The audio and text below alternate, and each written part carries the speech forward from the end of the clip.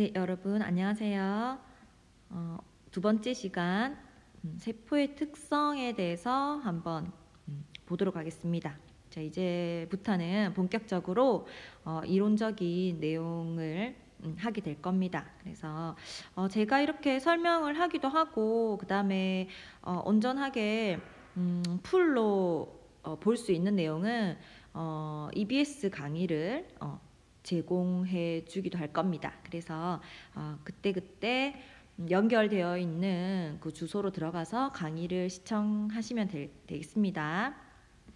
일단은 세포의 특성인데 이건 21페이지고요. 교과서. 여러분들 수업을 할 때는 항상 교과서를 준비를 해주세요. 우리 교과서가 되게 설명도 잘 되어 있고 하니까 항상 참고를 해서 봐주시기 바랍니다. 자, 그러면은 세포의 특성에서 쭉 가면은 먼저 23페이지에 생물의 구성 이렇게 나와 있고 생물은 일단은 기본적으로는 세포로 구성되어 있다는 거 여러분들 생명과학 1에서 배웠을 겁니다. 생물의 특성에 대해서 배울 때 세포로 구성되어 있다. 이게 첫 번째로 나오는 내용이잖아요. 그래서 생물은 세포로 구성되어 있고 그 세포가 모여서 점점점 큰 단위로 바뀌어 가는 건데 그게 지금 여기 나와 있는 이런 내용들이에요. 근데 이 내용 원래는 생명과학 1에 있던 내용이 2로 넘어온 케이스거든요. 근데 일단은 그냥 넘어갈 거예요. 25페이지까지는 그냥 넘어가고 자, 지금 여기서 26페이지부터 한번 보도록 하겠습니다. 26페이지. 자, 준비됐습니까? 26페이지를 보시면은 제목은 생명체를 구성하는 기본 물질이에요. 생명체를 구성하는 기본 물질. 몇 가지로 나눠 가지고 일단 볼 텐데 자, 여러분들 옆에 이거 그림 한번 봐주세요. 그림 2-6 사람의 간을 구성하고 있는 물질 되어 있고요.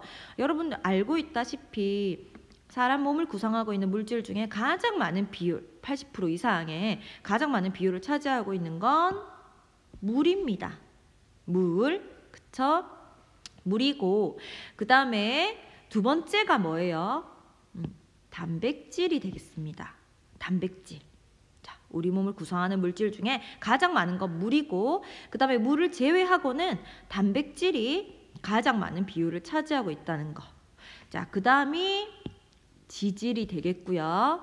그 다음에 무기염류로 가야 되는데요. 일단 무기염류는 3대 영양소가 아니니까 일단은 잘 안 나오고 시험에는 탄단지가 잘 나와요. 혹은 핵산도 같이 이렇게 비워두고 나오기도 하는데 일단은 지질이 2%, 그 다음에 핵산이 1%, 뭐 몇 프로인지까지는 몰라도 되지만 물을 제외하고 혹은 물을 포함하고는 뭐가 제일 많이 우리 생명체를 구성하고 있는 물질 중에 뭐가 제일 많이 차지하고 있는지 뭐 이런 것들을 주로 문제에서 물어보기도 합니다. 그래서 물을 제외하고는 이제 단백질이 제일 많고 그 다음이 지질, 그 다음에 핵산, 탄수화물 뭐 이런 순서로 오는 거예요. 그래서 유기물로 따지면 단백질, 지질, 핵산, 탄수화물이잖아요. 그래서 유기물 중에서 혹시라도 유기물 중에서 가장 많은 비율을 차지하고 있는 거 뭐냐 하면은 단백질이 된다는 거죠. 그 다음에 이제 특이한 게 탄수화물 같은 경우는 굉장히 우리 몸을 차지하고 있는 비율은 낮습니다. 낮지만 여러분들 나중에 세포호흡을 배우게 되면은 세포호흡의 어떤 재료가 있어야 되잖아요. 재료. 그러니까 세포호흡이라는 건 에너지를 만들어내는 활동을 말하는 건데 이 에너지를 만들어내는 활동에서 가장 그 재료로 많이 쓰이는 이 영양소가 탄수화물이에요. 탄수화물. 그래서 탄수화물은 에너지원으로는 가장 많이 사용이 되지만 우리 몸을 구성하는 비율은 굉장히 낮다는 거. 이거를 기억을 해주시면 될 것 같습니다. 그러면은 지금 여기 나오는 것들 중에서 단백질, 지질, 핵산, 탄수화물 자, 이런 유기물들에 대해서 한번 볼 거예요. 자세하게 살펴볼 겁니다. 한 가지 한 가지씩. 자, 그러면은 지금 유기물이라는 게 뭐예요? 일단 탄소를 포함하는 물질을 말하는 거잖아요. 그래서 단백질, 지질, 핵산, 탄수화물 이렇게 네 가지. 자, 이렇게 네 가지 의 물질이 공통으로 포함하고 있는 원소가 있어요. 공통적으로 얘들이 공통적으로 가지고 있는 원소. 일단 유기물이니까 탄소일 것이고, 그쵸? 탄소. 그 다음에 수소, 산소입니다.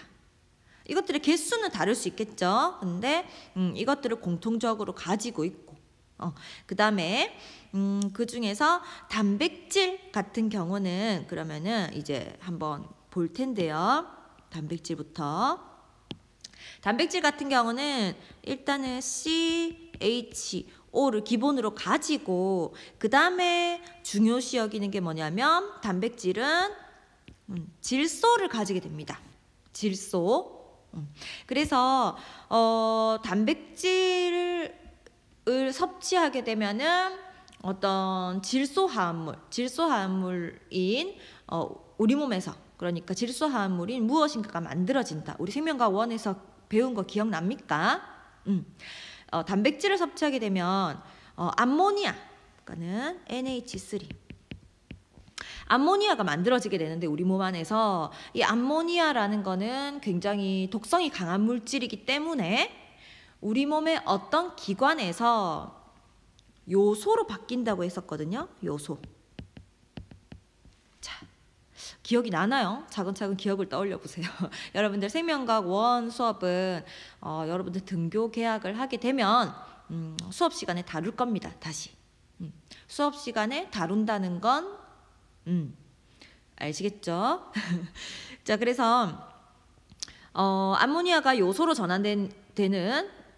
요소로 전환시키는 이러한 기관 이름 기억납니까, 여러분? 어디죠? 네, 아이고 간입니다. 맞죠? 간. 간은 우리 어떤 기관계에서 어디에 속하는지 혹시 기억나나요? 간은 소화계입니다. 소화계. 어쨌든 소화계인 간에서 암모니아가 요소로 전환되잖아요. 자, 그러면은 우리 이 그림 한번 볼까요?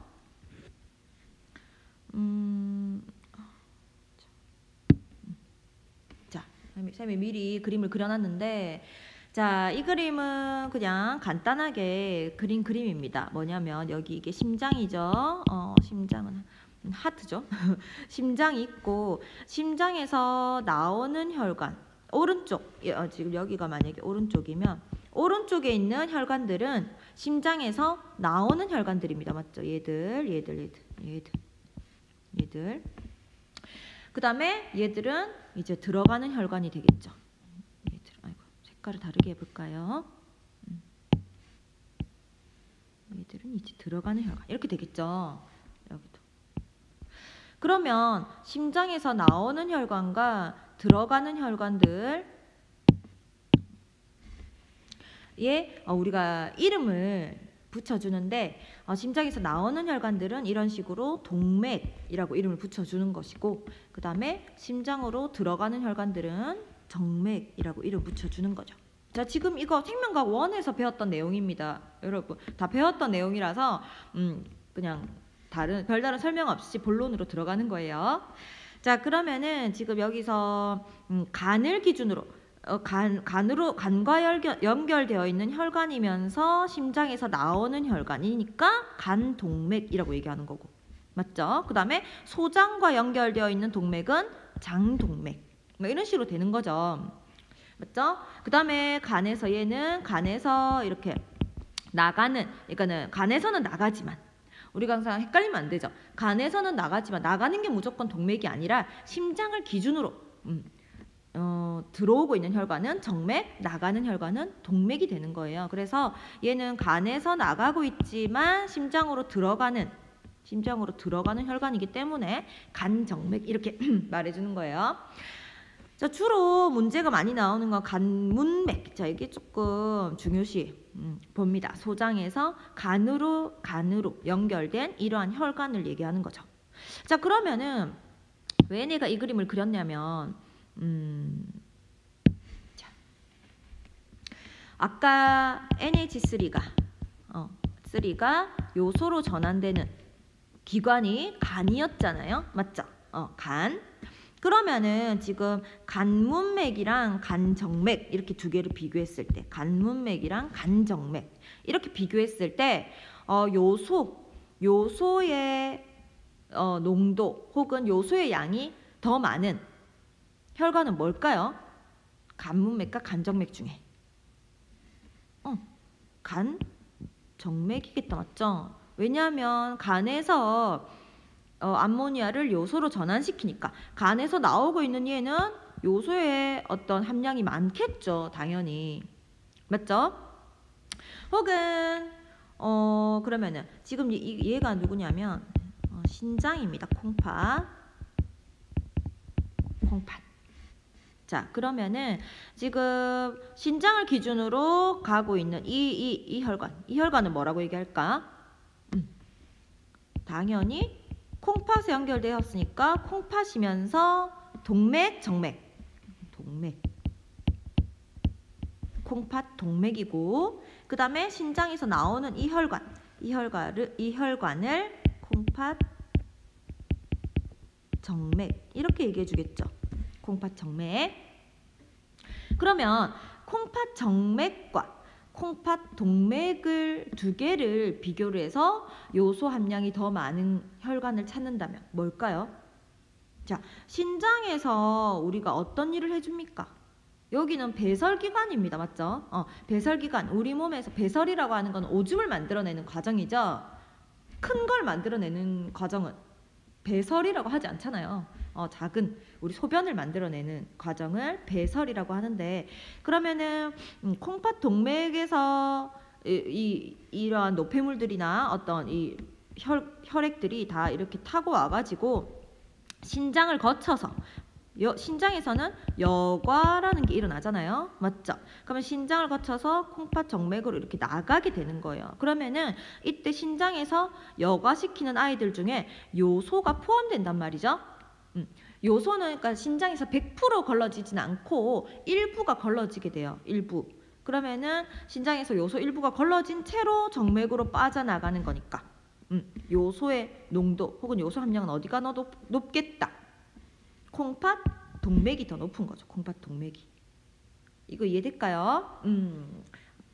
예전에 한번 막 이런 거를 학생들이 헷갈려 해서 제가 한번 언급을 해보았습니다. 여러분. 그다음에 다시 돌아와서 그러면 자, 그러면 이제 단백질을 한번 볼 텐데요. 단백질은 일단은 생명체를 구성하는 주 성분이면서 대부분의 생명 활동에 관여한다 이렇게 되어 있죠. 그러면서 단백질은 자, 보겠습니다. 효소, 호르몬, 항체의 주성분이라고 얘기해 줍니다. 자, 다시 단백질은요. 효소. 우리 효소가 뭐였더라? 효소가 근데 뭔지는 배웠어. 근데 자세한 작용에 대해서는 배우지 않았단 말이죠. 자, 일단 효소라는 건 우리 몸에 있는 촉매 역할을 해주는 생물학적 촉매를 의미하는 거 알고 있죠.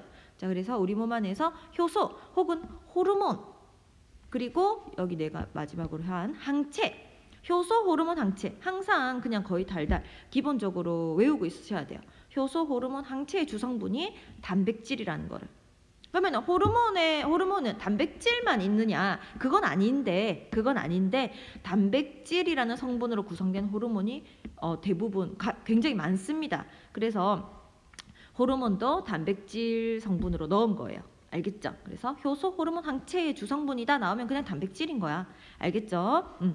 그다음에 뭐 이런 뒤에 좀 말들이 있는데 일단 우리가 중요하게 생각해야 될 거는 효소, 호르몬, 항체의 주성분이다 하는 거랑, 그 다음에 단백질을 구성하는 기본 성분은 뭐죠?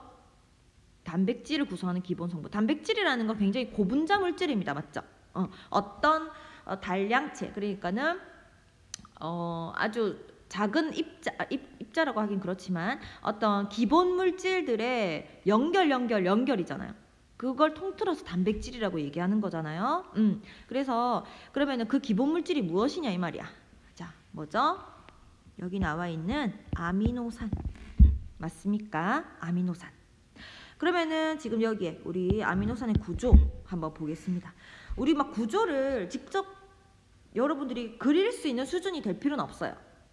그건 화학에서는 뭐 해야 되는지는 모르겠지만 생명과학에서는 근데 이제 한번 딱 봤을 때 이게 아미노산이구나 정도만 아시면 되고, 아미노산의 구조를 여기 여러분들 보시면 NH2 있죠. N이랑 HH 이렇게 되어 있는 거. 이게 아미노기라고 얘기하는 거예요. 그러니까 일종의 화학기를 말하는 거죠. 아미노산은 기본적인 화학기를 두 가지를 가지고 있는데 하나는 아미노기, 나머지 하나는 카복식이, COOH, 카복식입니다. 카복식이. 그래서 이렇게 두 개의 화학기를 가지고 있다는 것과 그 다음에 R로 표현된 얘가 곁사슬이라고 하는 건데 여기는 또 다른 어떤 것들이 이제 붙을 수 있다는 거예요. 뭐든 붙을 수 있는데 계속 달라질 수 있는 거예요. 곁사슬 부분은. 그래서 이 곁사슬에 무엇이 붙느냐에 따라서 아미노산의 종류가 달라지는 거예요. 여러분 이해되겠습니까? 그러면은 생명체를 구성하는 아미노산의 종류는 몇 가지다? 20가지예요. 20가지. 자, 생명체를 구성하는 아미노산의 종류는 20가지. 그 외에 생명체를 구성하는 아미노산이 아닌 다른 아미노산들도 있어요. 있는데 생명체를 구성하는 아미노산의 종류는 20가지다 이 말이에요. 그래서 이 20가지 아미노산들로 단백질을 구성하게 되는데, 그러면은 아까도 내가 얘기했듯이 아미노산들이 연결된 게 단백질이잖아요. 그러면 어떤 방법으로 연결될 거냐 이거예요. 뭐 풀로 붙이진 않을 거잖아요. 그래서 얘들은 어떤 분자들이기 때문에 결합을 합니다. 그러니까 분자들끼리의 결합이라고 얘기하죠. 화학 결합. 그래서 그러한 결합을 해서 그것들이 쭉 많이 결합을 해서 단백질이 되는 건데, 이 결합의 방법이 지금 여기에 그림 8에 나와 있는 거예요. 2-8에 뭐냐면 지금 이 그림을 한번 보시면 되는데, 이 그림을 그러니까 여러분들한테 그리라고는 안 하고 그냥 이해만 하시면 돼요. 이해만. 어떤 내용인지. 지금 여기에 보면은 아미노산 두 가지가 이렇게 있잖아요. 두 종류의 아미노산. 이렇게 아미노산 두 종류가 있는 거죠. R1, R2. 그러니까 서로 다른 아미노산이다 이 말이에요. 그러면 이 아미노산 중에서 한 아미노산의 카복시기, 지금 빨간 표시된 거 있죠? 이거. 한 아미노산의 카복시기와 또 다른 아미노산의 이거 뭐죠? 아미노기. 이거 두 개가 반응을 해서 결합을 하게 되는 거예요. 이거 두 개가 반응해서. 그러면은 하나의 아미노산에 있는 카복시기에서 OH기, 그 다음에 또 다른 아미노산에 있는 아미노기에서 H 부분, 그러니까 OH 부분, H 부분, 이 두 개가 만나서 물로 떨어져 나가게 됩니다. 물로. 이런 거를 탈수, 그러니까 물이 탈락된다, 탈수. 그러므로 얘들이 붙는다, 축합 반응이라고 얘기는 하는데 뭐 굳이 그 말까지는 알 필요가 없을 것 같고, 일단은 OH기와 그러니까는 한 아미노산의 카복시기에 있는 OH 부분이랑 그 다음에 또 다른 아미노산에 있는 아미노기에 있는 H, 이거 두 개가 만나서 물의 형태로 떨어져 나가고 이 부분이 결합되게 된다. 이렇게 보시면 돼요. 이렇게. 이해되겠습니까? 그러니까는 두 개가 따로 있던 아미노산이 이제 붙은 거야. 두 개가. 그러면은 이런 식으로 결합하는 형태를 뭐라고 얘기하느냐? 그 이름이 이제 중요한 거죠. 뭐냐? 펩타이드 결합이라고 얘기하는 거예요. 그래서 펩타이드 결합이 나오면 그냥 단백질인 거야. 단백질. 알겠죠? 펩타이드 결합. 펩타이드 결합은 단백질이 만들어질 때 일어나는 화학 결합의 이름입니다. 그래서 펩타이드 결합이라고 얘기하고, 펩타이드 결합이 어떤 식으로 일어난다 하는 거는 뭐 여러분들이 직접 그릴 정도로는 안 돼도 되고 그냥 대충 이해만 하시면 돼요. 한 아미노기와 카복시기 두 개가 만나가지고 결합을 한다. 뭐 이 정도 기억을 해주시면 될 것 같습니다. 그 다음에 지금 나오는 내용이 27쪽에 나오는 내용이 단백질의 구조 이렇게 나오는데 1차, 2차, 3차, 4차 뭐 이거 보입니까 여러분? 1차, 2차, 3차, 4차 굉장히 중요한 내용이긴 한데 일단 내신 공부할 때는 막 1차 구조가 어떤 걸 말하고 2차 구조는 어떤 수준으로 또 접힌 걸 말하고 이것까지 구체적으로 알 필요는 없을 것 같아요. 여러분들이 알아야 할 건 뭐냐면 아미노산이 펩타이드 결합을 통해서 굉장히 많이 연결이 되잖아요. 연결이 되면은 지금 보이는 이거 1차 구조라고 얘기하는 이것처럼 길다란 어떤 선형의 형태가 됩니다. 맞죠? 그러면은 지금 이렇게 길다랗게 연결만 된다고 해서 단백질이 되는 것이 아니라 어떤 특수한 형태로 접혀야만 단백질로서의 기능을 할 수 있다. 이 정도만 아시면 될 것 같아요. 이해되겠습니까? 단백질이라고 말하는 거는 아미노산이 결합된 그게 끝이 아니에요. 그렇게 결합된 다음에 어떤 구조로 접히느냐에 따라서 단백질은 구조와 기능이 항상 같이 가거든요. 그래서 어떤 구조로 접혔느냐가 어떤 기능을 하느냐로 연결되게 됩니다. 그래서 단백질은 굉장히 많은 기능을 하는 다양한 단백질들이 있잖아요. 그래서 그건 어떻게 접혔느냐가 결정한다고 보셔도 될 거예요. 그래서 그 정도만 아시면 될 것 같습니다. 그 다음에 나오는 게 탄수화물 나오는데요. 탄수화물. 자, 여러분들 탄수화물은 그냥 우리의 어떤 주식이죠. 어떻게 보면 주식. 주로 먹는 거. 밥. 우리는 밥을 먹으니까 그건 탄수화물입니다. 자, 탄수화물도 기본적으로 CHO를 가집니다. 그쵸? CHO.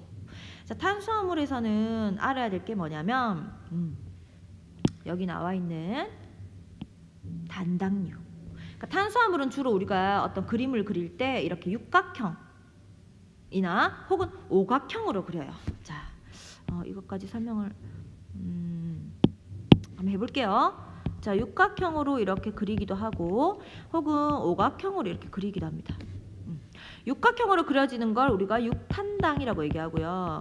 그러니까 탄수가 6개로 이루어져 있다 이 뜻이에요.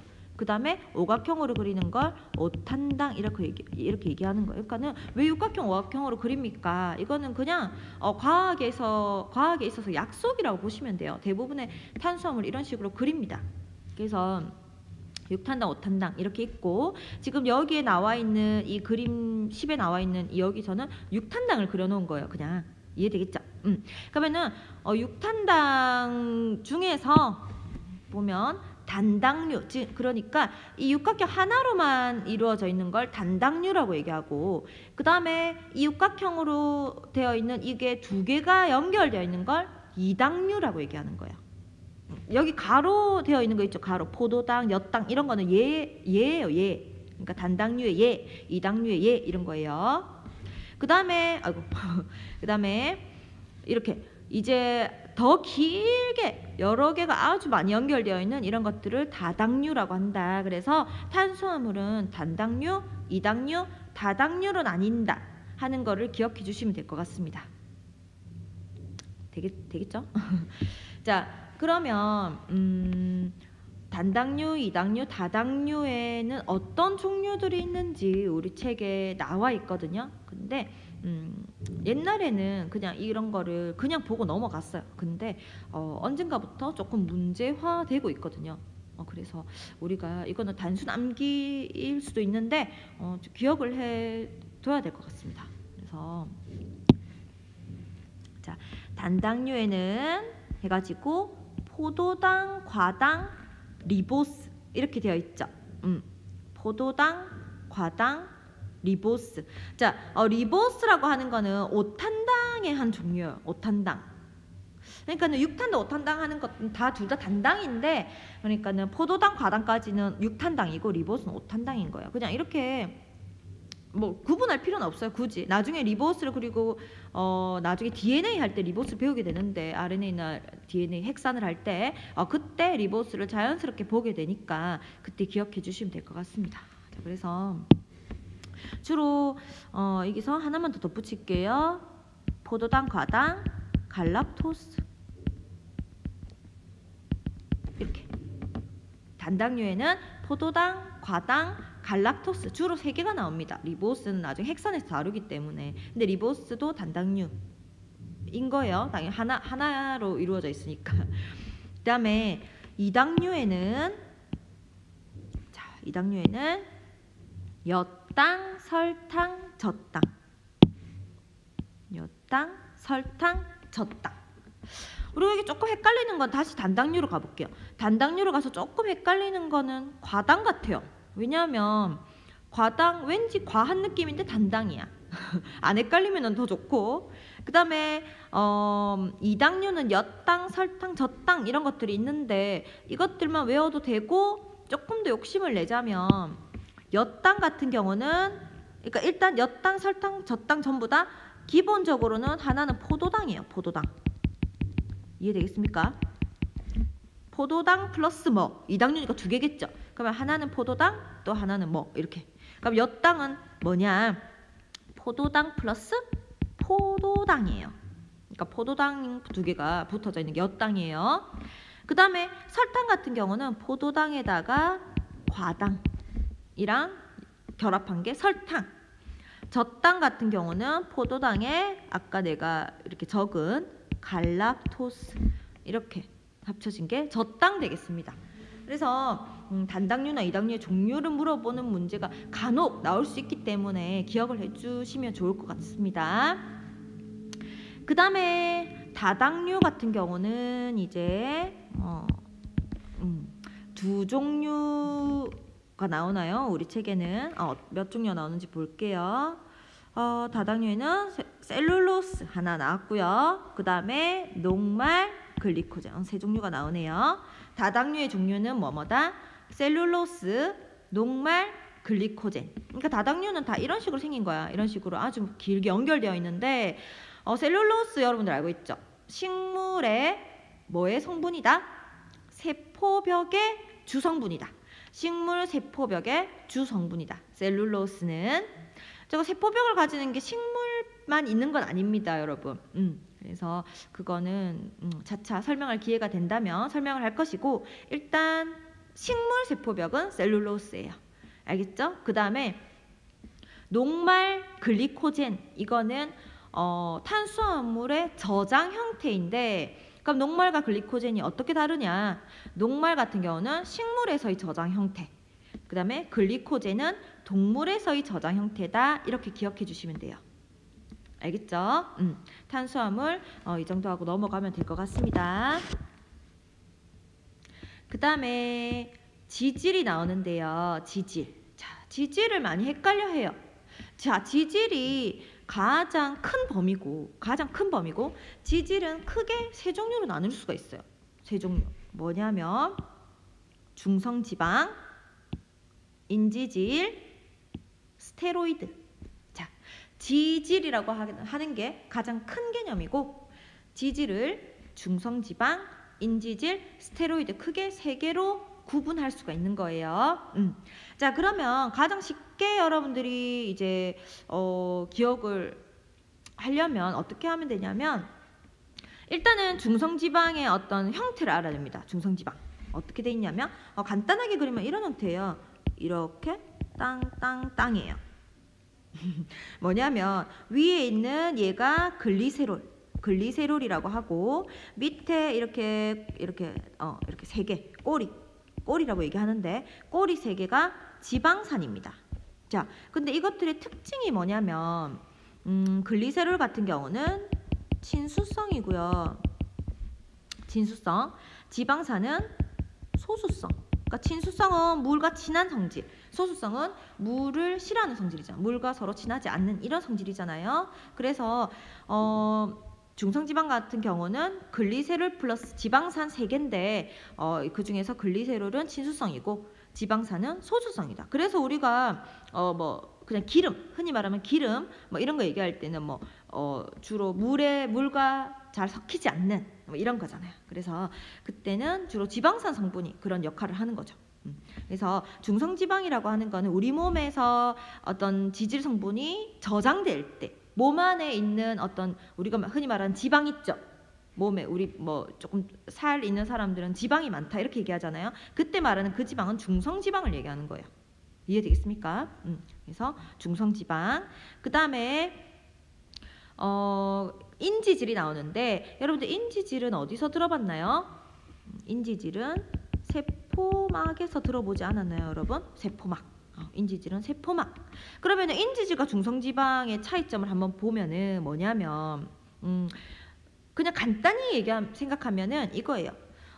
중성지방은 글리세롤에다가 지방산 3개가 이렇게 있는 거잖아요. 글리세롤 하나에 지방산 3개. 자, 다시 보면은 이렇게 중성지방은 글리세롤 하나에 지방산 꼬리 3개가 이렇게 있다면 인지질은 이렇게 글리세롤 하나에 지방산 꼬리가 하나, 2개가 일단 있고 나머지 지방산 꼬리 하나가 없어지고 위에 하나 인산이라고 하는 게 덧붙는 거예요. 이해되겠죠? 자, 그러면은 인지질의 구조로 다시 그림을 한번 봐봐요. 뭐냐면 지방산 꼬리가 2개고 인지질 같은 경우는 지방산 꼬리가 2개고 위에 글리세롤이랑 인산이죠. 물론 콜린도 있는데 이건 너무 중요하게 볼 필요는 없습니다. 알겠죠? 그래서 글리세롤이랑 인산 이렇게 이 2개가 다 친수성이거든요. 그래서 이 부분을 통틀어서 머리라고 얘기하는데 친수성 머리 이렇게 얘기하는 거고 이 지방산 부분을 꼬리라고 얘기하면서 소수성 꼬리 이렇게 표현해 주는 거예요. 그래서 인지질이라는 거는 친수성 머리와 소수성 꼬리로 이루어져 있다. 인지질은 우리 몸에서 지방을 저장하는 형태가 아니라 세포막의 주성분 혹은 다른 어떤 역할도 하지만 주로 세포막 혹은 생체막. 세포막은 세포만 얘기하는 거고 생체막은 이 세포를 구성하는 어떤 세포 소기관까지 다 통틀어서 말하는 게 생체막이에요. 그래서 생체막 혹은 세포막, 막의 주성분이 인지질 되겠습니다.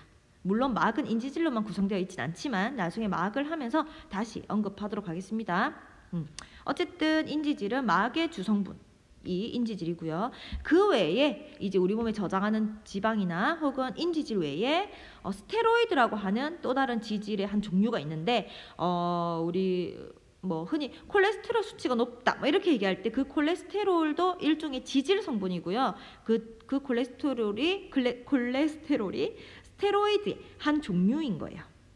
그래서 스테로이드는 이런 식으로 생겼고 고리 구조로 이런 식으로 생겼고 콜레스테롤이나 아니면은 호르몬, 우리가 호르몬은 주성분이 단백질이라고 얘기했지만 스테로이드로 이루어져 있는 호르몬도 있다는 얘기예요. 무슨 말인지 알겠죠?